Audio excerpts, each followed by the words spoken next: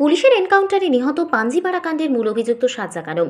পুলিশের দাবি, গোয়ালপুকুর থানার শাহাপুর ২ নম্বর গ্রাম পঞ্চায়েতের শ্রীপুরে সীমান্ত পার করে বাংলাদেশে পালিয়ে যাওয়ার চেষ্টা করছিল সাজ্জাক। সেই সময় ৩ রাউন্ড গুলি চালায় পুলিশ। পুলিশের গুলি গিয়ে লাগে সাজ্জাকের গায়ে। জখম অবস্থায় তাকে লোধন হাসপাতালে নিয়ে যাওয়া হয়। সেখানে কর্তব্যরত চিকিৎসকরা তাকে মৃত বলে ঘোষণা করে। সম্প্রতি রাজ্য পুলিশের মহানির্দেশক রাজীব কুমার বলেছিলেন, দুষ্কৃতীরা যদি পুলিশকে লক্ষ্য করে একটি গুলি চালায় তাহলে পুলিশ ৪টি গুলি চালাবে। এরপর উত্তর দিনাজপুরের পাঞ্জিপাড়ার ঘটনাস্থল পরিদর্শনে যান রাজীব কুমার। কথা হয় উচ্চপদস্থ পুলিশ কর্তাদের সঙ্গে। তারপরেই সরাসরি অ্যাকশনে নামে পুলিশ। ২ পুলিশকর্মী গুলিবিদ্ধ হওয়ার ঘটনাকে চ্যালেঞ্জ হিসেবে নেয় রাজ্য পুলিশ। অভিযুক্ত দুজনের মধ্যে একজন বাংলাদেশের যোগ রয়েছে। প্রকাশ্যে আসায় আরও চাপে পড়ে যায় পুলিশ।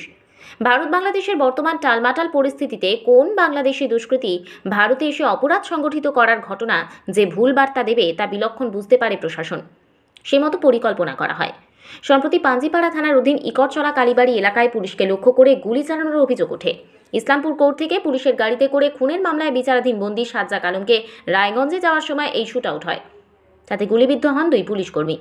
পুলিশ সূত্রে জানা যায়, রায়গঞ্জ থানার পুলিশ কয়েকজন আসামিকে নিয়ে ইসলামপুর আদালত থেকে রায়গঞ্জের উদ্দেশ্যে যাচ্ছিল। সেই সময় করণদিঘি খুনের মামলায় বিচারাধীন বন্দী সাজ্জাক আলম শৌচাগারে যেতে চেয়ে গাড়ি থামানোর অনুরোধ করে পুলিশকে।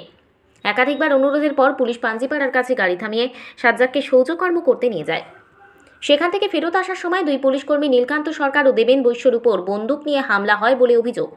জখম অবস্থায় মাটিয়ে লুটিয়ে পড়েন ২ পুলিশকর্মী। এরপর ঘটনাস্থল থেকে পালিয়ে যায় সাজ্জাক।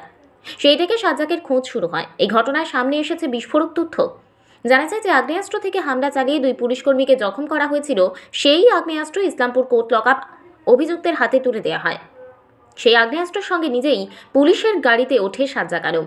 পরে রাস্তায় শৌচাগারে যাওয়ার জন্য গাড়ি দাঁড় করাতে পুলিশকে কার্যত বাধ্য করে সে। শেষ পর্যন্ত গুলি চালিয়ে সে পালিয়ে যায়। তদন্তে উঠে আসে অপর ব্যক্তি আব্দুল হোসেনের নামও। এই আব্দুল হোসেনই সাজ্জাককে আগ্নেয়াস্ত্র সরবরাহ করেছিল বলে খবর। দুজনের খোঁজ শুরু করে পুলিশ। সাজ্জাক ও আব্দুলকে ধরতে পুরস্কার ঘোষণা করা হয় পুলিশের তরফে। পুলিশ সূত্রে খবর, সাজ্জাকের খোঁজে একাধিক টিম তল্লাশিতে নেমেছিল। নজর রাখা হচ্ছিল সিসিটিভিতেও। ৩টি গ্রামকে গতকাল রাতে পুলিশ ঘিরে নেয়।